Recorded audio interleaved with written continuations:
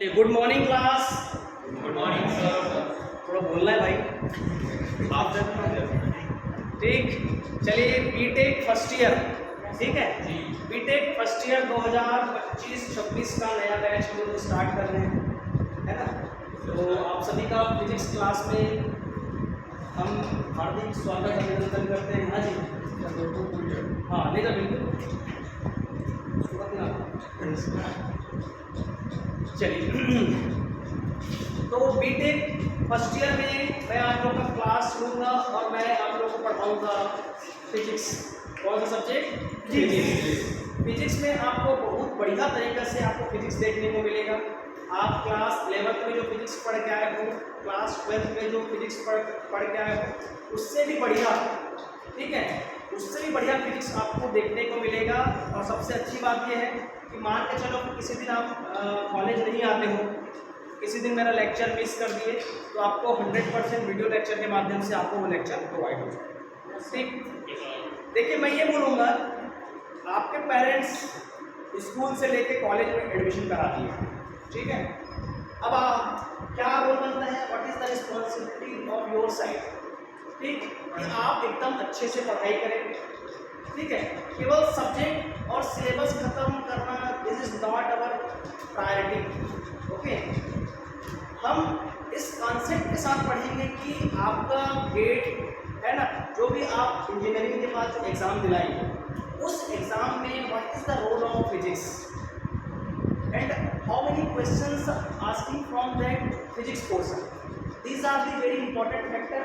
If you consider, if you know, है ना, किस पोर्शन से हमारे एग्जाम में कैसा क्वेश्चन आता है, तो that is the very important factor. आप एकदम जेन्युइन के साथ जुड़ के पढ़े, किसी को दिखावा करके मत पढ़ो। जो आपका ओरिजिनल फोकस है, मेन तो आज की डेट में कंपटीशन, यस और no? Yes sir.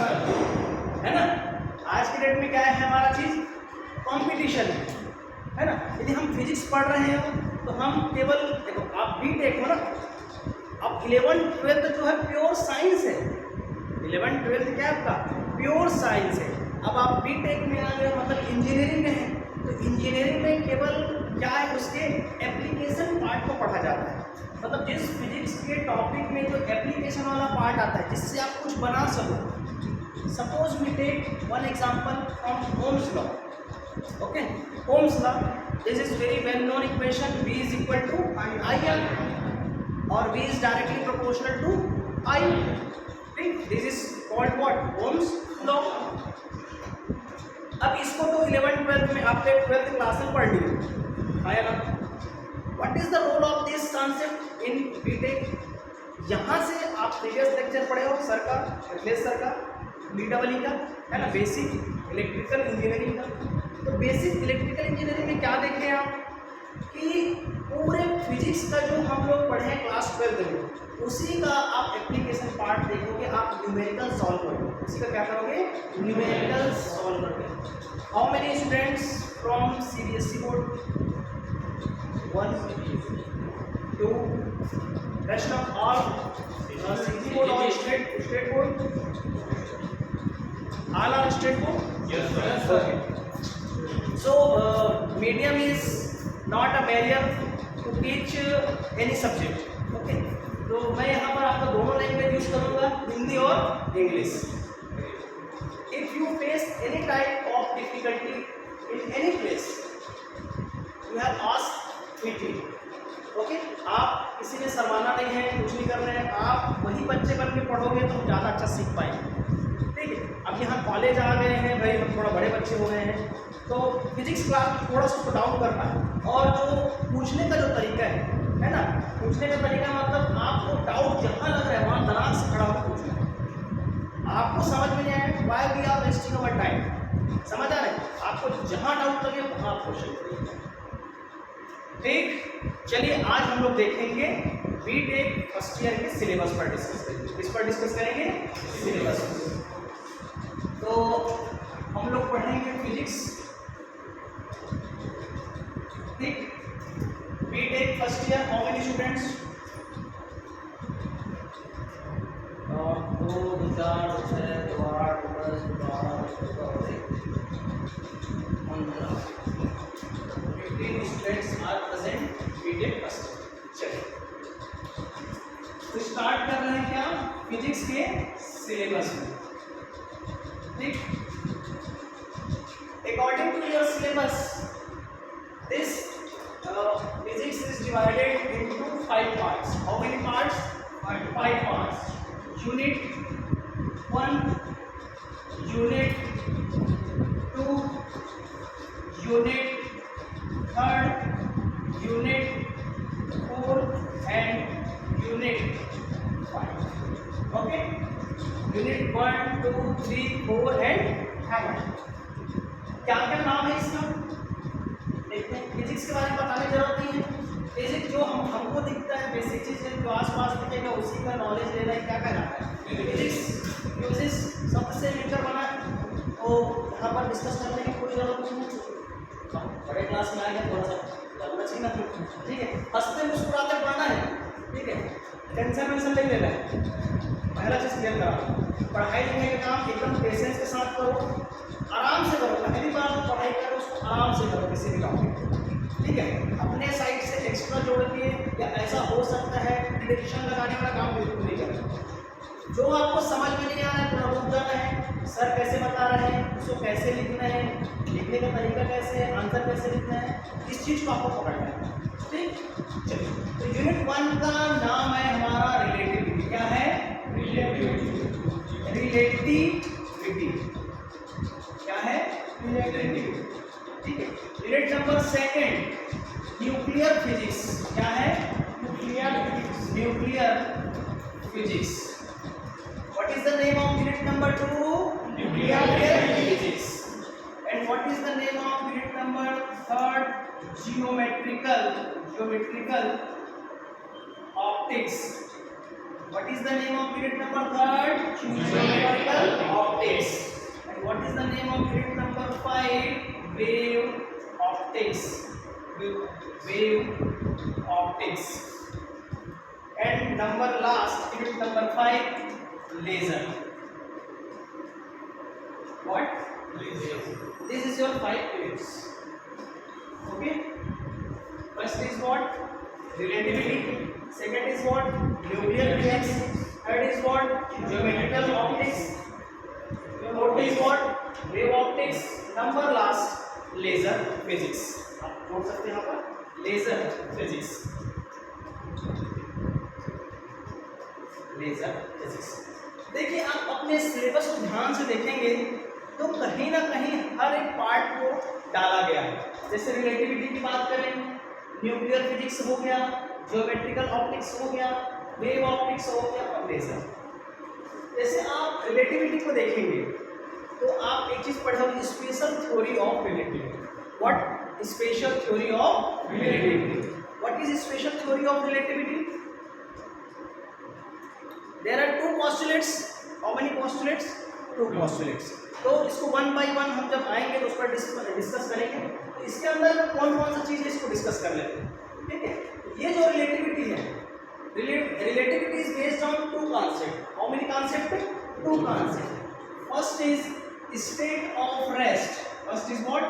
State of rest. And second is what?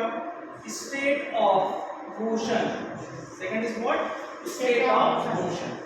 ठीक, थोड़ा से मैं आप लोग को बता देता हूँ रिलेटिविटी क्या होता है। सिंपल आपको लॉजिक लगा के पढ़ना है, कोई टेंशन नहीं लेना है। रिलेटिविटी क्या होता है? Suppose here I am standing, if we compare to other bodies, suppose we take this table, on my respect this table is which condition? State of rest. If we see this pen, state of motion. Suppose birds are flying in the sky, motion. Which point of view see? On my point of view see, I am the reference point. I am the reference point and I comparing both the situation which object is state of rest and which object is state of motion. So these 2 things, that is state of rest and state of motion, which according you compare? Only reference point. मैं एक reference point रहा, मेरे respect में इस table को मैंने क्या बोल दिया? स्थिर अवस्था में है ना। फैन को मैंने क्या बोल दिया, वो गतिमान अवस्था में है। बर्ड को देख रहा हूँ, एरोप्लेन को देख रहा हूँ, कोई ट्रक यदि गुजर रहा है, चल रहा है, that is which condition, state of motion. ठीक, अब थोड़ा दिमाग लगाइए।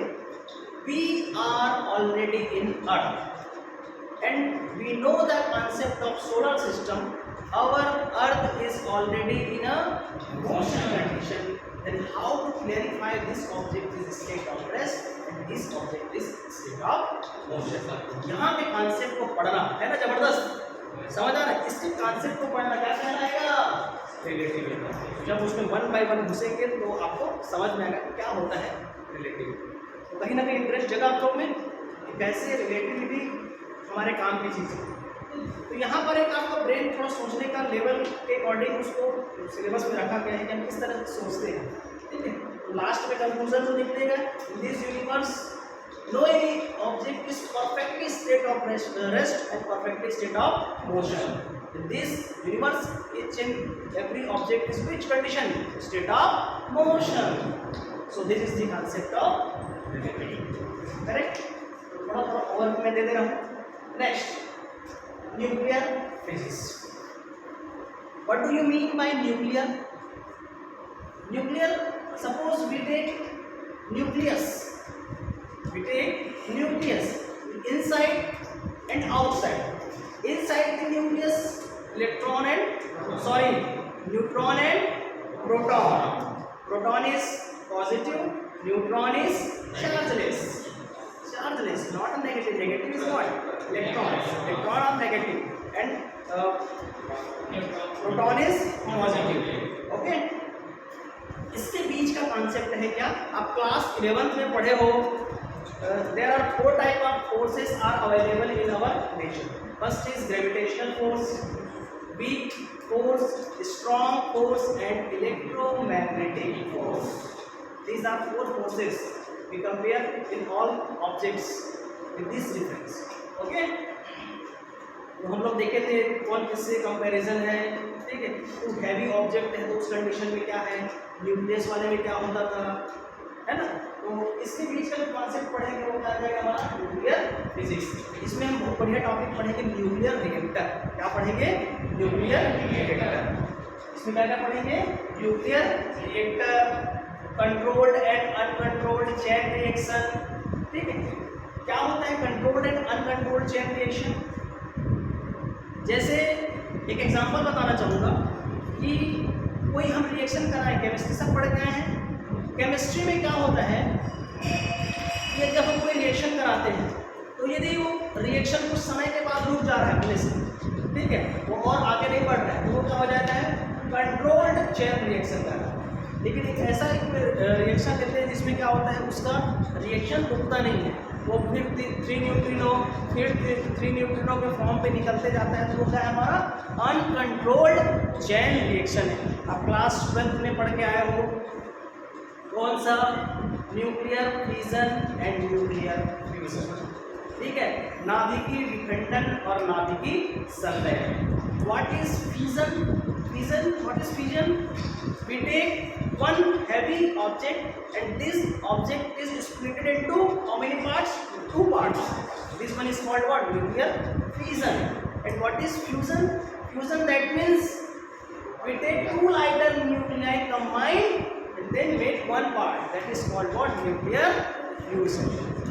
Physics में आप जब एग्जाम में बैठोगे तो आपको हर एक टॉपिक दिखेगा मैं बता दूँ, जो मेरा लेक्चर अटेंड कर लिया ना उसको टॉपिक दिखेगा, घर में पढ़ने की ज़रूरत नहीं, इसकी मैं गारंटी दूँगा। जो मेरा लेक्चर अटेंड कर रहे हैं ना, आप में तो पहली बात एक कॉन्फिडेंस बिल्डअप होगा। जब मेरा लेक्चर अटेंड करोगे तो आपको एक कॉन्फिडेंस बिल्डअप दिखेगा।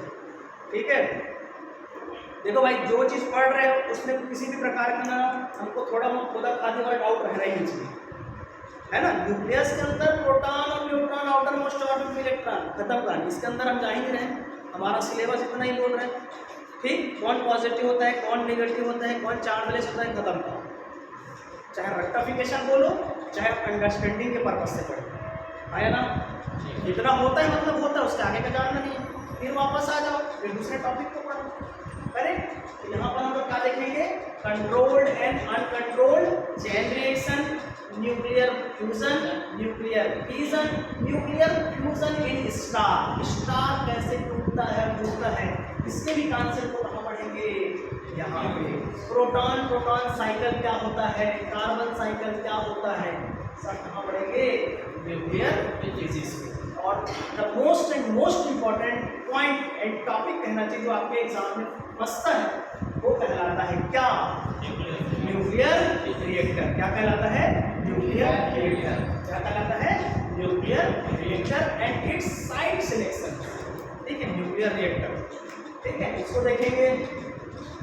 फिर इसमें एक इंपॉर्टेंट पॉइंट आ जाता है एलिमेंट्री पार्टिकल। क्या पता चल रहा है ना, चल रहा है, थोड़ा ध्यान दे रहे ना उसको।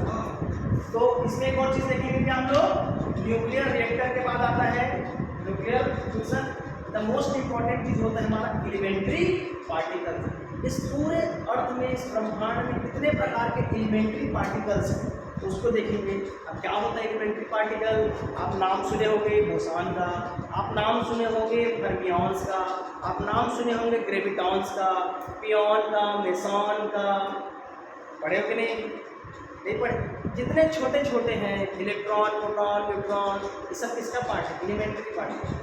पियोन, मसान, मसान का नाम सुने मसान भूत वाला, वो भी सब छोटा पार्टिकल है ना, ठीक है, वो सब आपस में निकलता है, वो सब किस में आ जाता है, मसान में। ये सब जितने प्रकार, पाई मेसॉन, पाई है ना, पाई के 3 प्रकार के, 0 प्लस माइनस, ठीक है।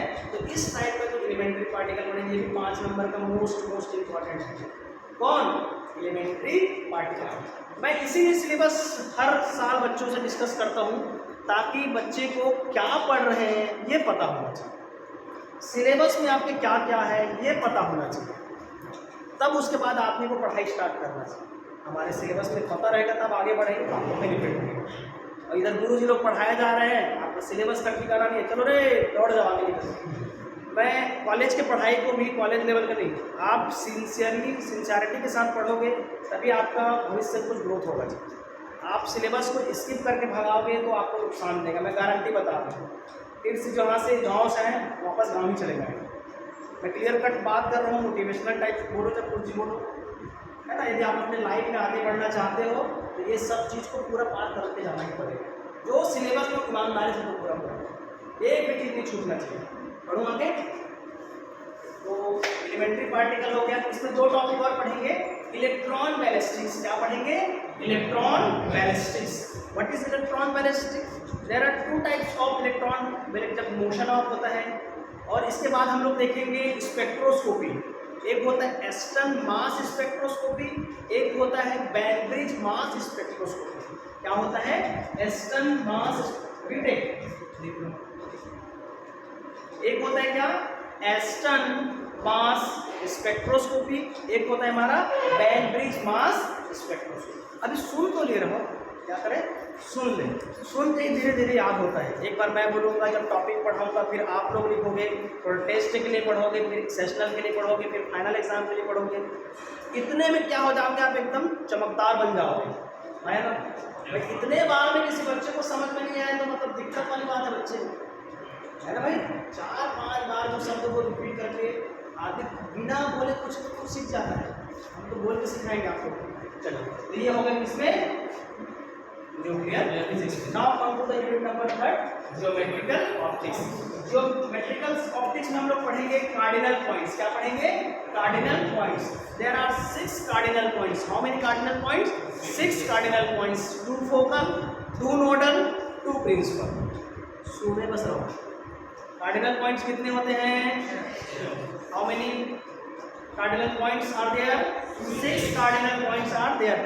2 focal, 2 principal, 2 nodal, 2 principal, 2 focal, 2 nodal, correct. अब इसमें और क्या चीज़ इंपॉर्टेंट टॉपिक है, आप देखेंगे इसमें जो हम एक प्रैक्टिकल करके आए हैं, फोकल लेंथ वाला, है ना, convex lens, concave lens. What is the property of convex lens, ये कौन सा लेंस है जी, ये कौन सा लेंस है? कौन सा लेंस है? अरे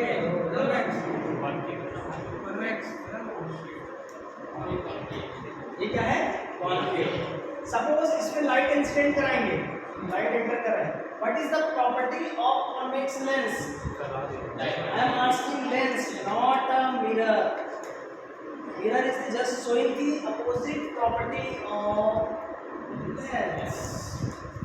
Okay, so here the main point of the convex lens will be incident on light from first side of this convex lens, then showing the property of converging. What? Converging. इस condition में क्या हो जाएगा? Diverging. यहाँ पर सिकुड़ेगा, वहाँ पे पहले इसका पॉइंट पता होना चाहिए. इसके बाद लेंस में घुसोगे, फोकल लेंथ पढ़ोगे, तब समझ में आएगा. आया ना? ठीक है. तो देखो, लगता भले है ये टॉपिक को जानते हैं हम लोग, इसमें तो बना लेते हैं, लेकिन सही मायने में ना नहीं जानते हैं. ठीक है. और जानते भी होगे तो उसको जीरो से पढ़ो, है ना? जानते भी होगे तो एक अच्छा पढ़ने वाले का खासियत क्या होता है? उसको जीरो से पढ़ो. समझ आ रहा है? उसको जीरो से पढ़ो. तो ये किसमें आ जाएगा हमारा? ज्योमेट्रिकल ऑप्टिक्स में. ज्योमेट्रिकल ऑप्टिक्स में. और इसका सेकंड पार्ट जो आपका रैम्सडेल और आइगन का है, आईपीस है. आईपीस पढ़ेंगे, पीजो इलेक्ट्रिक इफेक्ट पढ़ेंगे, पीजो और लेंसेस है, इक्विवेलेंट, फोकल लेंथ है, location and property of cardinal points है, आईपीस है. आईपीस बहुत ज़्यादा इंपॉर्टेंट है. एक होता है रैम्सडेल आईपीस और एक होता है हमारा क्या? Eigen eyepiece. मैग्नेटोस्ट्रिक्शन ऑक्सीलेटर, आप क्लास 11 में ऑक्सीलेटर पढ़े हो, सिंपल हार्मोनिक ऑसिलेशन. ठीक है. तो उसी के कॉन्सेप्ट को थोड़ा आगे बढ़ाया है. जो इलेक्ट्रिक ऑसिलेटर पढ़ेंगे for the production of ultrasonic waves. इसके बाद wavelength of ultrasonic waves and its engineering application. Basic requirement of an acousticity and good और reverberation and sales formula for the reverberation time. ठीक, इतना देखेंगे factors affective to the acoustics. तो ये किसमें देखेंगे हम लोग? Geometrical optics. अब आ जाता है क्या? Wave optics. वेव ऑप्टिक्स में क्या पढ़ेंगे? आप सुने होंगे वेव, सिंपली को खान बोलते हैं, वो वेव नहीं, वाला वेव नहीं, और वही वाला वेव मान लीजिए, वही वाला ये वेव है. ये क्या है? वेव. तो अब यहाँ से कॉन्सेप्ट निकलेगा. वेव ऑप्टिक्स में सबसे पहला आता है interference. What? Interference. What is interference? हम क्या लेते हैं? दो वेव को सुपरपोज कराते हैं. सुपरपोज कराने से क्या होता है? Some point are maximum intense and some point are the minimum intense. Yes. Some point are maximum intense and some point is minimum intense. And what are the main concept of the interference? Showing the constructive and destructive. These are the types of interference. ठीक. Hindi medium में सभी लोगों तो जो मैं बोल रहा हूँ समझ आ रहा है कि नहीं? इंटरफेरेंस, जिसको हिंदी में बोलते हैं व्यतिकरण. क्या बोलते हैं? व्यतिकरण. क्या बोलते हैं? व्यतिकरण. नहीं, कुछ डाउट रहता है इंग्लिश वाला टर्मिनोलॉजी ना, तो पूछो. यहाँ पर कोई शर्माने वाला खेल नहीं है भाई. जिसको नहीं आता है सर इसका हिंदी मतलब पता है, कि हिंदी भी प्रॉपर बताता है. ठीक. हमारा मेन कॉन्सेप्ट है आपको उस टॉपिक को समझाना. Language is not a barrier. इसके किसके बीच में? टीचर और. ठीक है. तो इंटरफेरेंस बोलो चाहे व्यतिकरण बोलो, दो तरंग है उसको अध्यारोपण कराओगे, है ना? सुपरपोज मतलब क्या होता है? अध्यारोपण कराओगे तो कहीं पर क्या वो बनेगा? अधिकतम तीव्रता, और कहीं पर क्या बनेगा? न्यूनतम तीव्रता. तो इस प्रकार के सिद्धांत को क्या कहा जाता है? व्यतिकरण का सिद्धांत. व्यतिकरण जो होता है वो दो प्रकार का होता है. पहला जिसको हम लोग बोलते हैं संपोषी व्यतिकरण, और दूसरा होता है विनाशी व्यतिकरण. संपोषी व्यतिकरण में क्या होता है? हमको चमकदार सतह दिखाई देता है, लेकिन विनाशी व्यतिकरण में क्या होता है, हमको थोड़ा डल अंधेला वाला भाग दिखाई देता है। तो इस पूरे फेनोमेना को कहा जाता है क्या, इंटरफेरेंस। ठीक, we take two wave and superpose to each other, then some point is the maximum intense and some point is the minimum intense. These are called interference of light. In maximum intense point showing the bright part of the light and the minimum intense point showing the what, dark part of the light. This phenomenon is called what, interference.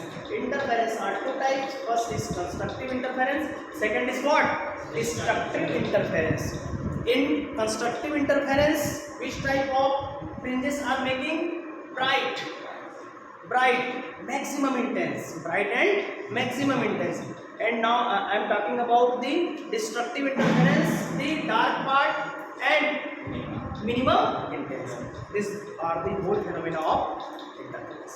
तो ये वाला unit किस पर based रहेगा, हमारे interference. The most इसमें हम लोग पढ़ेंगे फ्रेनेल पाइप प्रिज्म। क्या पढ़ेंगे, Fresnel pipe prism. Fresnel pipe prism हो गया, और ग्रेटिंग पढ़ेंगे। क्या पढ़ेंगे, ग्रेटिंग जिसमें 1 इंच में 15,000 लाइन होती है। कितनी होती है, 15,000 लाइन। तो ऐसा नहीं है कि एक ही ग्रेटिंग में ऐसा होता है, डिफरेंट ग्रेटिंग में उसके पैमाने के हिसाब से अलग अलग 10,000 भी होता है, 20,000 भी होता है। तो हमारे जो लैब में है, मैं उसको बता रहा हूँ, 1 इंच में हाउ मेनी लाइन्स, 15,000। 1 इंच में 15,000 लाइन मैं निकाल के दिखाऊंगा लैब में। ठीक है, कितने लाइन, 15,000। ये जो हमारा विक्टोर का सीरीज है, ये जो हमारा इलेक्ट्रोमैग्नेटिक का सीरीज है, जो हम एक्सरे से माइक्रोवेव तक स्टार्ट करते हैं, फिर विजिबल की बात करते हैं, जहाँ से हम स्टार्ट करेंगे विक्टोर वायलेट से लेके रेड तक। इसका वेवलेंथ हाई होगा, इसका वेवलेंथ लो होगा। तो ये जो है कलर कॉम्बिनेशन, तो कहीं ना कहीं इंटरेस्टिंग लग रहा है ना। मेरा आज का जो बताने का मतलब है, आपको सिलेबस से रूबरू कराना, ताकि आप जब उस टॉपिक को पढ़ो तो आपको इंटरेस्ट आए। आज की डेट में बिना इंटरेस्ट को कुछ काम नहीं करना चाहिए। समझ आ रहा है भाई, मेरे क्लास में इंटरेस्ट हो तो मेरा पढ़ाने का तरीका एकदम हंसी मजाक खड़ी करके पढ़ाने का, और मैं गारंटी दूंगा कि आपको टॉपिक मेरे क्लास में बैठ गया मतलब पूरा रट आके मैं भेजूँगा, इसकी मैं गारंटी दूँगा। मेरे क्लास में बैठ बच जाऊँ, बाकी आपको एग्जाम में दिखेगा ना वो क्वेश्चन, सर कैसे कैसे बोले, कैसे डायग्राम बनते, यहाँ तक मैं सिखाऊंगा। ठीक है, तो बढ़ते हैं आगे। वो सुने हो आप लोग resolving power of grating. Resolving power of grating इसीलिए पढ़ेंगे, फ्रेनेल पाइप प्रिज्म पढ़ेंगे, ग्रेटिंग पढ़ेंगे, वेज शेप्ड फ्रिंज पढ़ेंगे। कहाँ, वेव ऑप्टिक्स। क्लियर। सबसे छोटा यूनिट है कौन सा, वेव ऑप्टिक्स। सबसे छोटा यूनिट है कौन, वेव ऑप्टिक्स। ठीक है, नाउ हम बात करेंगे लास्ट यूनिट की। Last unit laser. लेजर के पहले कॉन्सेप्ट होता है लेजर। क्या होता है, लेजर। ठीक, तो what is the full form of laser? L for light, A for amplification, S for stimulated, E for emission, R for radiation। एक साथ बोलेंगे सभी, light amplification by stimulated emission of radiation। This is your first question in practical examination, YY exam। What is the full form of laser? Just explain. So in your side the answer is what? Light amplification, stimulated emission of radiation। Laser जानते हो? कितने लोग गांव side से आए होते हैं? गांव में कितने लोग रहते हो? गांव में वो मेला बड़े देखे हो? मेला बड़े में आप जो प्रोग्राम वगैरह होता है उसे मारते नहीं, लेजर मार उससे ये क्या होता है, लेजर लाइट। आप उस लेजर लाइट को देखेंगे तो ये देख पाएंगे, ये जो लाइट निकल रहा है कहीं ना कहीं दीवार आ गया, किसी टाइप का बैरियर आ रहा है, तभी वो क्या करता है, रुकता है। यदि फ्री स्पेस है तो वो लाइट कहाँ चला जाएगा, 2-3 किलोमीटर और आगे जाएगा। तो ये क्या होता है, कंटिन्यूअस लाइट का इमिशन करता है। क्या करता है ये, कंटिन्यूअस लाइट का क्या करता है, इमिशन करता है। तो बहुत बढ़िया कॉन्सेप्ट है। इसमें हम लोग देखेंगे absorption process, most important topic है।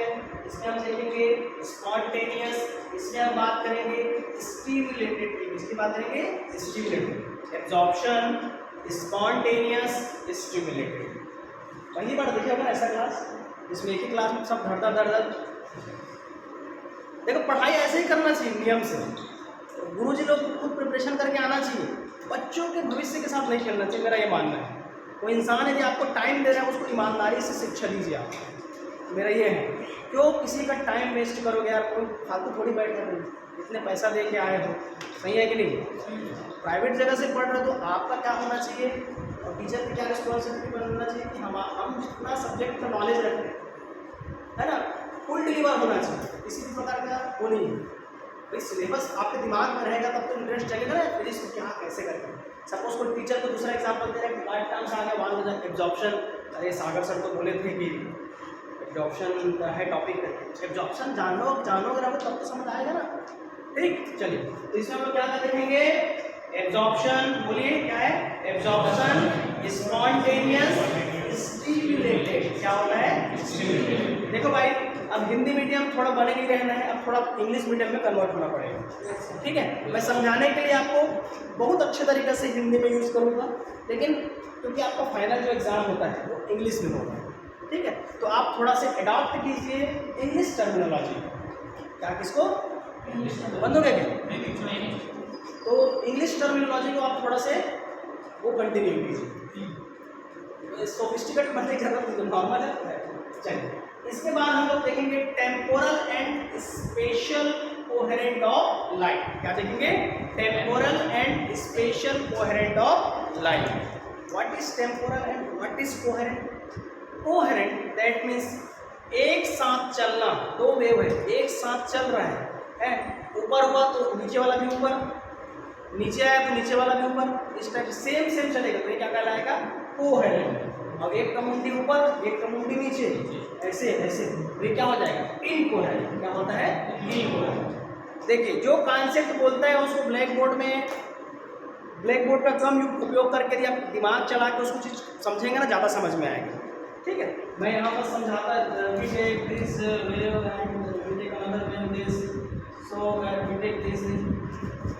क्या है इसका मतलब?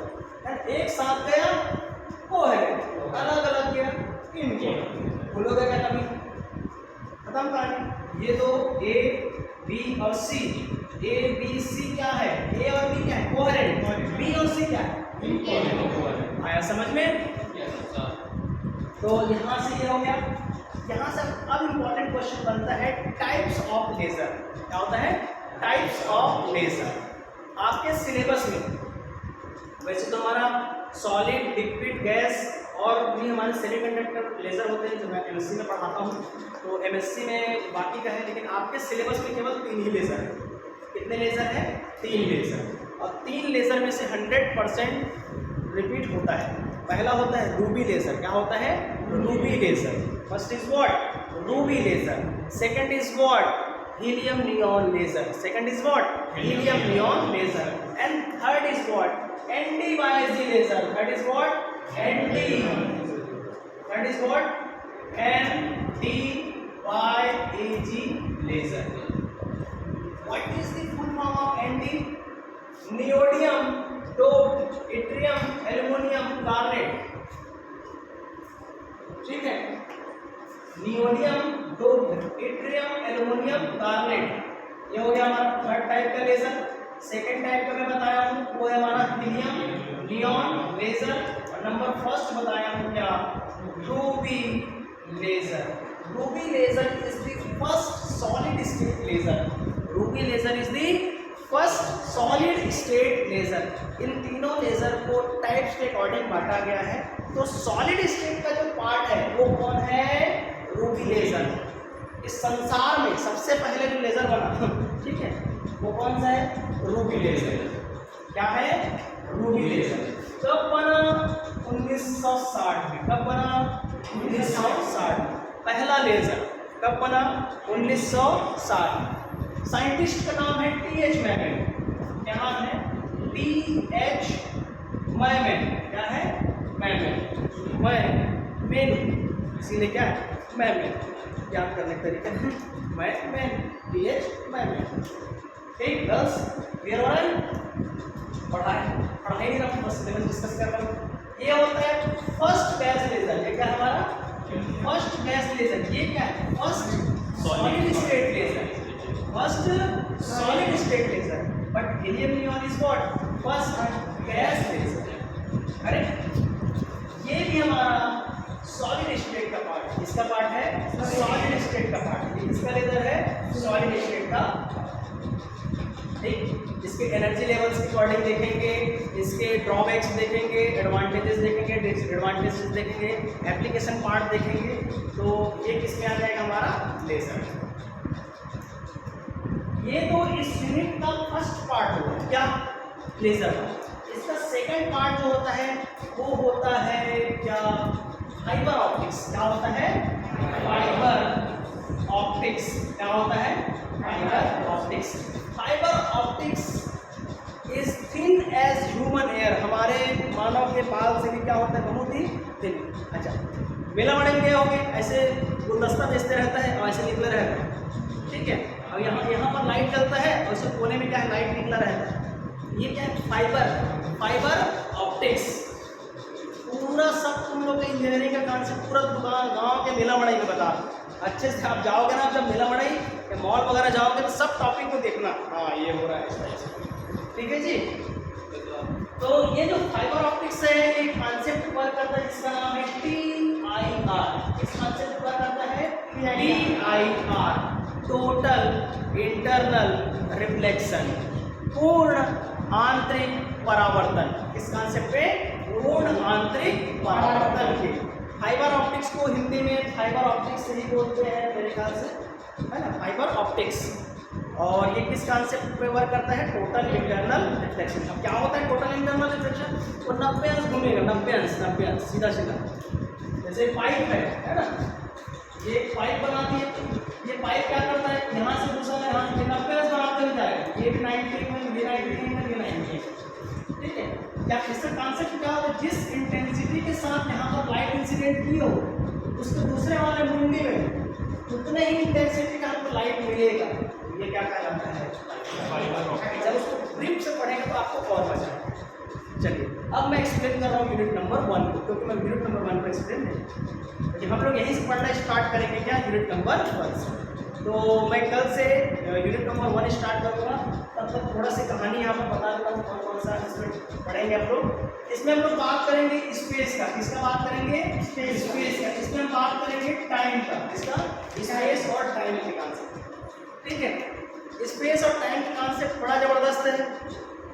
स्पेस में आप देखे होंगे अभी बीच में एक एस्ट्रोनॉट जो है वो हमारे स्पेस से कहाँ आते हैं अर्थ।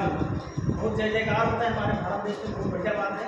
ठीक है तो यहाँ से जो कॉन्सेप्ट है उसका जो कॉन्सेप्ट है आपको पढ़ने को मिलेगा स्पेस और टाइम। ठीक इसके बाद आता है हमारा फ्रेम ऑफ रेफरेंस। क्या पढ़ेंगे frame of reference. How many types of frame of reference 2 types of frame of reference. How many types? 2 types.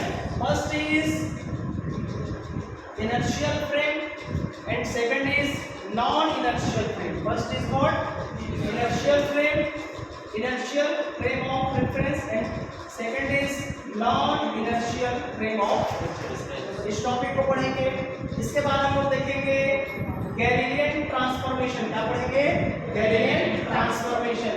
इसके बाद पढ़ेंगे लाप्लास ट्रांसफॉर्मेशन। क्या पढ़ेंगे लाप्लास ट्रांसफॉर्मेशन। क्या पढ़ेंगे Laplace transformation.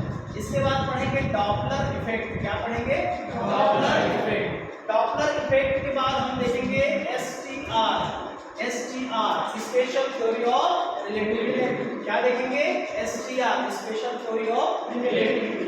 There are 2 postulates in STR। ठीक है स्पेशल थ्योरी आप देखेंगे। And the most important topic Michelson and Morley experiment. क्या है सुने हाँ बहुत सुने बहुत बहुत बड़ा टॉपिक है ये, माइकलसन और मोरले एक्सपेरिमेंट। बहुत ज़बरदस्त है, बहुत इंटरेस्टिंग है। माइकलसन मोरले एक्सपेरिमेंट देखेंगे और इसमें हम देख सकते हैं हाँ, E is equal to M C square prove करने के लिए, E is equal to M C square prove करने के लिए, ठीक है। ये एक्चुअल में this is the relation between, किसका इक्वेशन है? आइंस्टीन का, आइंस्टीन साहब का है। तो आइंस्टीन साहब ने जो हमारे एनर्जी और मास के बीच में जो इक्विवेलेंट रिलेशन होता है, उसके बीच में जो रिलेशन बताता है वो क्या है हमारा? E is equal to M C square, ठीक है। इतना टॉपिक हम देखेंगे यूनिट नंबर फर्स्ट में। तो आज के लिए हमारा सिलेबस का डिस्कशन इतना ही रहा, ठीक। तो सभी को अच्छा लगा क्लास? मजा आया फिजिक्स? पक्का? ठीक। देखो जी, जितना मैं बोला हूँ आप उस पर काम करते जाइए, ईमानदारी से आप क्लास बस अटेंड कीजिए। आपको मैं पूर्ण रूप से ये बोलूँगा कि आपको टॉपिक एकदम रटा रटा मिलेगा। और रटा रटा क्यों बोलूँगा यार, समझ के ही जाओगे, ठीक है, समझेंगे उसको अच्छे से। चलिए क्लोज करें क्लास आज का। चलिए, थैंक यू क्लास।